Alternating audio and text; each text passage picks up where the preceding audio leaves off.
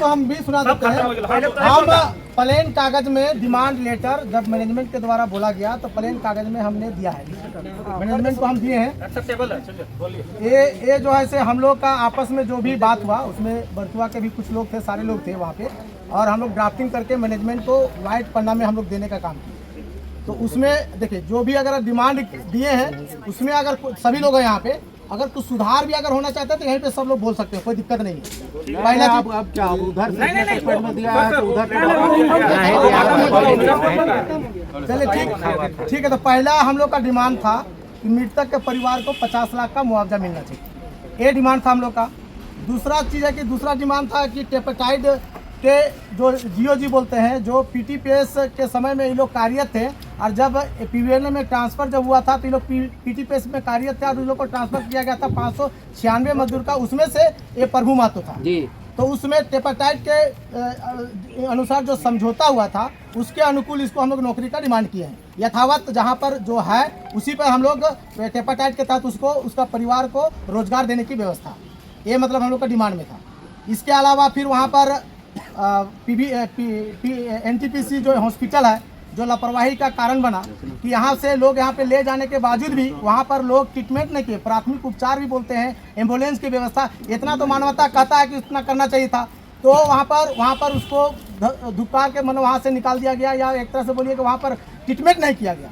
और आनंद फानंद में जो उसके साथ थे, उसके साथ में जो थे तो ब्लॉक ले गया गया, वहीं पर उसका मृत्यु, वहाँ पर जो डॉक्टर देखा बोला कि पहले इसका देहांत हो चुका है।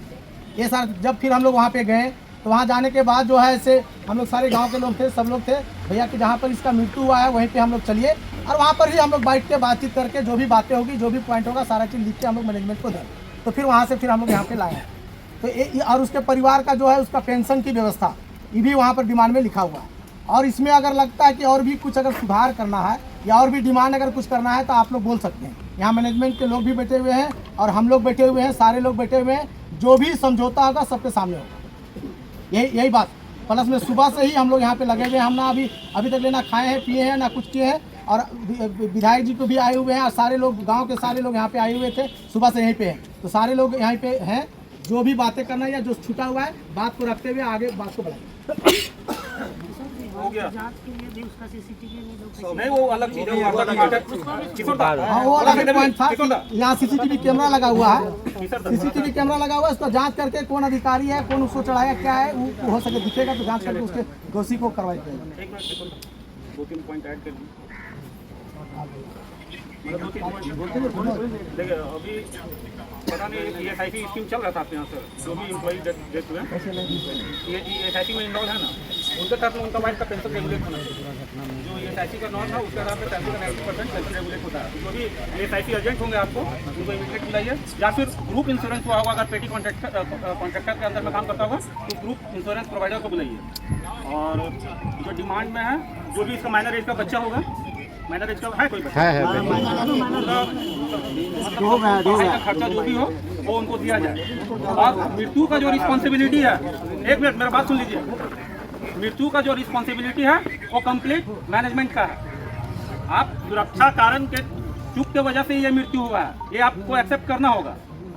मृत्यु कैसे हुआ है कोई जवाब दे, मतलब है कोई यहाँ पे कोई जवाब दे सकता है?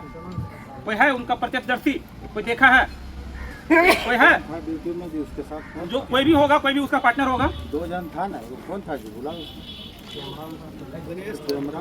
कंपनीज एक्ट 1948 सेक्शन 38 में यह क्लियर प्रावधान है कि बिना सेफ्टी सुपरवाइजर का कोई काम नहीं कर सकते हैं। लेकिन यहाँ पे सेफ्टी सुपरवाइजर का नहीं रहने की वजह से यह घटना घटा है।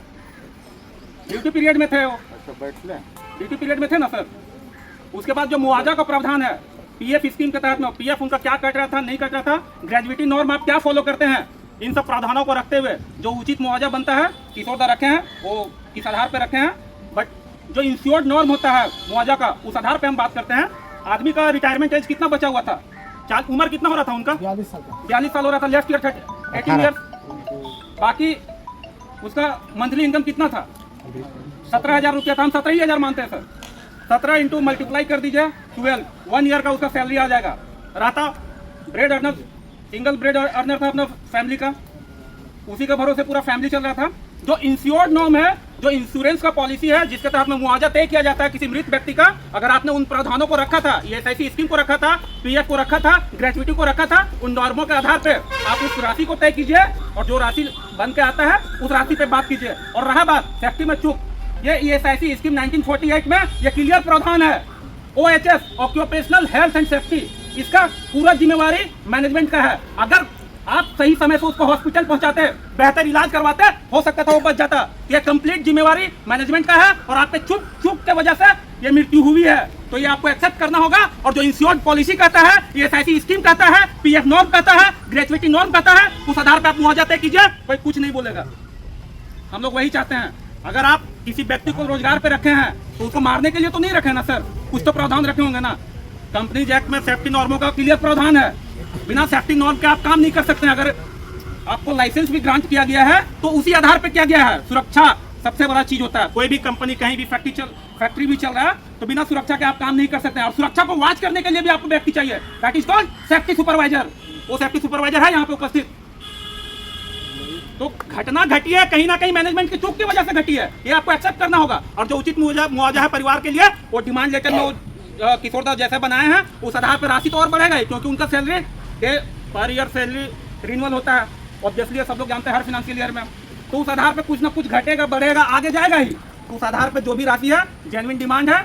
जो अगर ESIC स्कीम नहीं है होता तो स्वतः आप ESIC एजेंट है जो किए होंगे उनको बुलाइए, उसके तहत में वो पेंशन ऑटोमेटिकली वो रेगुलेट करवा देंगे, उस पर कार्रवाई होगा जैसे होगा। और जो इंश्योर्ड पॉलिसी है उसके तहत में इनका मुआवजा तय कर दीजिए। PF स्कीम क्या बोलता है, ग्रेचुइटी 1526 बाई जो नॉर्म है उस आधार पर मुआवजा तय करा दीजिए। हम लोग ग्रामीण कुछ नहीं बोलेंगे।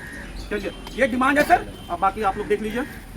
इसी में ऐड करके इसको सहमति बना लीजिए। हाँ, इसी में देख लीजिए क्या है नहीं है, जो जेन्युइनिटी है। ये नहीं कि कुछ भी हम लोग कुछ भी लिख रहे हैं 4 करोड़ 10 करोड़, वो एकदम नहीं मांग रहे सर। जो इंश्योर्ड नॉर्म है, अगर एक बाइक से भी आप किसी का दुर्घटनाग्रस्त हो जाता है सर, इंश्योर्ड पॉलिसी के तहत में उसको करोड़ों का मुआवजा का प्रावधान है। अगर उसका लेफ्ट ईयर अगर रिटायरमेंट एज का 30 साल बचा हुआ है तो उसका डिपेंडेंट फैमिली भी होता है, उस आधार पर मुआवजा तय होता है। उसका मंथली अर्निंग क्या है उस आधार पर साल का अर्निंग तय होता है। उसके बाद में फिर जो लेफ्ट ईयर रिटायरमेंट एज का उस आधार पर मुआवजा तय होता है। उसके बाद जो डिपेंडेंट फैमिली है, बच्चा है, बीवी है, उनका भी उसमें ऐड होता है। उसी आधार पर हम फॉलो करने बोल रहे हैं और कुछ नहीं।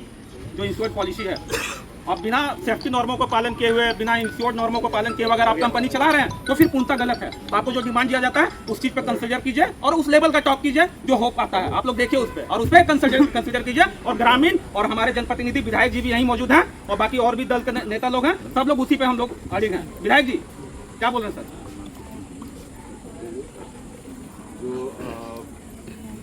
किशोर जी ने भी जो मांग पत्र दिया है वो भी हमें सुना, आपने जो दिया है वो भी सुना है और बिल्कुल सही बात है। नहीं, मैं उन्हीं के मांग पत्र पर स्टैंड जो औचित्य है और जो स्टैट्यूटरी में विधि में जो भी प्रावधान है वो तो होगा ही होगा, उसमें कोई ये नहीं है। चाहे वो ESIC का कवरेज हो या PF स्कीम में जो बेनिफिट मिलना हो, उसमें दो राय नहीं है। ये ESIC भी कवर्ड हो और PF भी कवर्ड। तो आपने बात को रखी है, उस बात को रखने में जो विधि के तहत मिलना है एज जिस एजेंसी का इंगेज थे वो हम सब उनको जो भी व्यवस्था होना है वो हम पूरा इंश्योर कराएंगे कि ESIC का जो प्राविधान है या PF में जो उनको मिलना है, चाहे वो पेंशन हो, चाहे उनको जमा कॉर्पस हो या जो ESI में बेनिफिट मिलता है, डिपेंडेंट बेनिफिट मिलता है, वो मिले। वो एक बात होगी जो आपने बात की, उसको मैं छोटे में रखी।